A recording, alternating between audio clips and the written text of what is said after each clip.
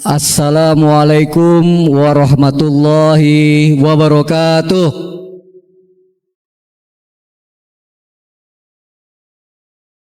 Alhamdulillahi rabbil alamin. Wabihi nasta'inu ala umuri dunya waddin. Wassalatu wassalamu ala asrafil anbiya'i wal mursalin wa ala alihi wa sahbihi ajma'in. Rabbi israhli sadri wa yassirli amri wahlul 'uqdatan min lisani yafqahu qauli.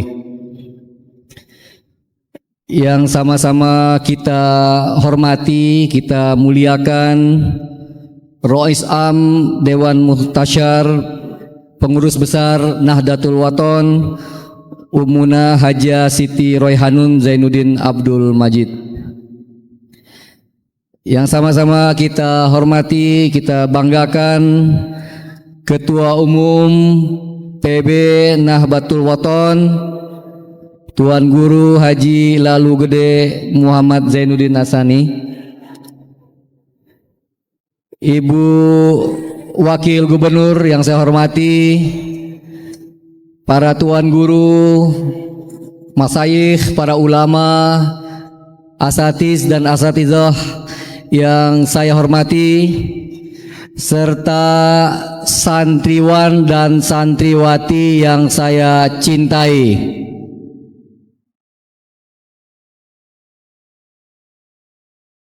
Pertama, tentu kita panjatkan puji syukur kehadirat Allah Subhanahu wa taala yang terus memberikan nikmat dan karunia-Nya kepada kita bersama, sehingga pada sore hari menjelang maghrib kita dapat berkumpul bersama-sama di majlis yang insya Allah dimuliakan oleh Allah Subhanahu wa taala. Amin.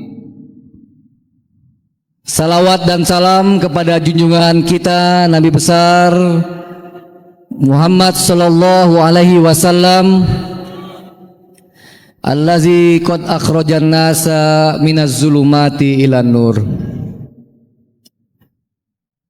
Bapak Ketua Umum, para Tuan Guru yang saya hormati, pertama izinkan saya memperkenalkan diri lebih personal kepada adik-adik santri yang saya cintai semua. Alhamdulillah dulu kala saya sama dengan adik-adik santri sekalian pernah menjadi santri di salah satu pondok pesantren di daerah Garut, Jawa Barat selama 6 tahun, selama menjadi di sanawiyah maupun aliyah.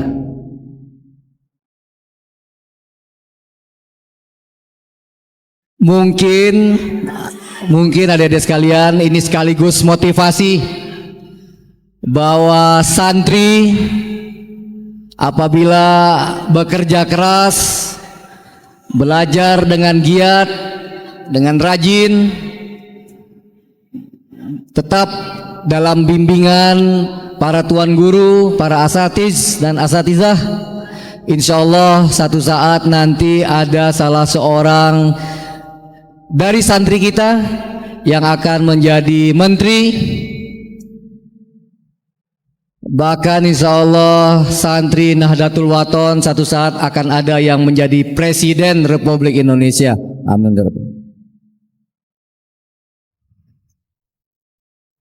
Saya sebagai santri, adik-adik sekalian, bapak-bapak ibu yang saya hormati, menjalankan amanah sebagai Menteri Kehutanan di bawah kepemimpinan Bapak Presiden Prabowo Subianto, tentu tidak hanya menjalankan mengatasi persoalan-persoalan kehutanan ini berkaitan dengan urusan duniawi saja.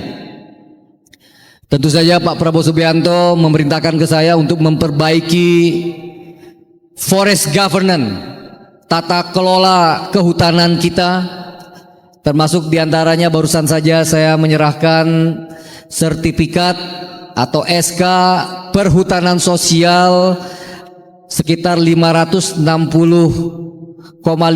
hektar kepada kelompok tani di Lombok Timur ini untuk meningkatkan kesejahteraan para petani hutan kita, kelompok tani hutan kita. Namun jauh dari persoalan duniawiyat tersebut, saya meyakini bahwa sebagai santri, saya meyakini bahwa amanah yang diberikan oleh Allah Subhanahu wa taala melalui tangan Pak Presiden Prabowo Subianto ini juga terkait dengan urusan ukhrawi kita, urusan agama kita. Dulu sekali saya diajarkan oleh kiai saya di pondok pesantren bahwa Allah Subhanahu wa taala telah menciptakan bumi kita ini dengan segala keseimbangan ekosistemnya. Dan oleh karena itu Allah Subhanahu wa taala melarang kita untuk merusak keseimbangan alam kita, merusak hutan kita. Auzubillahi minasyaitonirrajim. Wala tufsidu fil ardi ba'da islahiha. Dan janganlah kamu para manusia melakukan kerusakan di muka bumi melalui illegal logging, menebang hutan dengan cara tidak benar, melalui illegal mining, melalui pertambangan yang tidak benar, melalui perusakan-perusakan berbagai macam jenis lainnya, karena kata Allah ba'da islahiha, ketika Allah Subhanahu wa taala telah menyempurnakan, memperbaiki kondisi bumi kita ini. Tak kurang Tuan Guru, waktu saya serah terima jabatan di Kementerian Kehutanan, sambil berkenalan dengan jajaran, dengan Pak Sekjen, Bapak Ibu Dirjen, Pak Direktur, sampai kepala-kepala UPT yang ada di seluruh pelosok Indonesia, saya menyampaikan dan mengingatkan kepada diri saya sebagai orang yang diberikan amanah oleh Bapak Presiden. Saya mengingatkan ada satu ayat yang menjadi patokan sekaligus bimbingan bagi saya sebagai menteri. Auzubillahi minasyaitonirrajim. Bismillahirrahmanirrahim. Zoharul fasad fil barri wal bahri bima kasabat aydin nas. Telah tampak kerusakan di lautan, di samudra, di alam, di bumi, di sektor kehutanan kita, bima kasabat aydin nas, karena tangan-tangan manusia. Kiai saya mengatakan dulu kepada saya bahwa kata aydin nas atau aid yang merupakan jamak dari yadun, dari tangan itu, bisa bermakna tangan secara literal, tapi juga bisa bermakna kekuasaan atau otoritas atau power. Oleh karena itu saya mengingatkan kepada diri saya pribadi dan juga para staf saya agar mempergunakan tangan atau otoritas atau kekuasaan dalam bentuk tanda tangan, paraf, apakah itu nota dinas biasa atau permen atau peraturan pemerintah, bahkan perpres yang disusun oleh Kementerian Kehutanan, agar benar-benar dipastikan tidak berkontribusi terhadap kerusakan alam, kerusakan hutan kita, namun harus dipastikan justru mendukung dan memastikan bahwa kebijakan-kebijakan tersebut, public policy tersebut, kebijakan publik tersebut bermanfaat untuk menyempurnakan ciptaan Allah Subhanahu wa taala, menjaga ciptaan Allah Subhanahu wa taala yang telah disempurnakan tersebut. Insyaallah Pak Guru, Tuan Guru, pada bulan yang suci ini saya terus mempertebal komitmen saya dan mohon doanya juga dari para masyayikh, dari para asatiz, para santriwan dan santriwati, agar amanah, agar saya tetap dapat menjaga tangan saya sehingga saya dapat memastikan hutan kita di Indonesia lebih lestari lagi. Amin, amin ya rabbal alamin. Terakhir, pesan khusus kepada para santri. Sebagai mantan santri, mungkin tidak ada istilah mantan santri, sekali santri tetap santri. Saya ingat satu hafalan pendek yang disampaikan oleh salah seorang ustadz saya di pondok dulu, mengatakan, malam yazuk zullat ta'allumi sa'atan tajarru'a dunal dahli tula hayatihi. Barang siapa yang tidak merasakan betapa sulitnya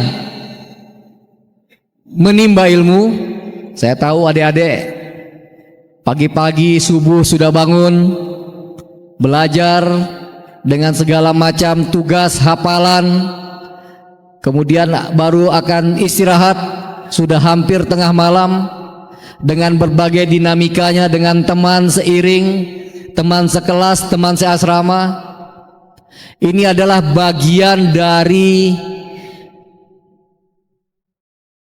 kesulitan-kesulitan yang kita alami dalam mencari ilmu, karena dikatakan tadi, malam yazuk zullat ta'allumi sa'atan, yang tidak merasakan betapa sulitnya menimpa ilmu, tajarru'a dunal dahli tula hayati, maka mereka akan terjerembab di jurang kebodohan seumur hidup mereka selama-lamanya.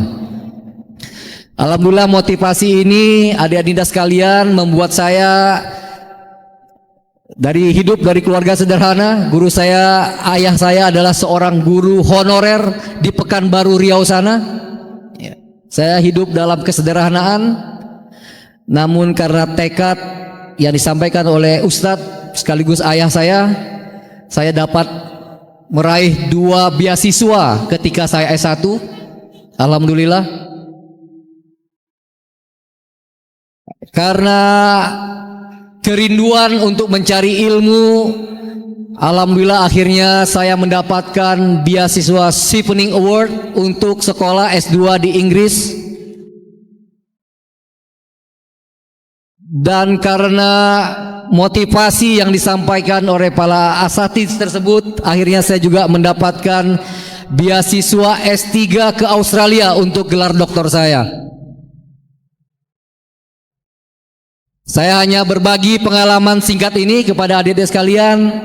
Nothing impossible under the sky. Tidak ada yang tidak mungkin di bawah langit ini, asal kita bekerja keras, belajar tuntas, ikhlas, mengikuti petunjuk-petunjuk Bapak, Ibu, Guru, para Tuan Guru kita, minta restu, minta ridho dari mereka. Insya Allah adik-adik sekalian nanti akan meneruskan sekolah S1, S2 di luar negeri, S3 di luar negeri, dan insya Allah nanti akan menjadi salah seorang menteri di Republik ini. Demikian dari saya. Wallahu muwafiq ila aqwamit thoriq. Wassalamualaikum warahmatullahi wabarakatuh.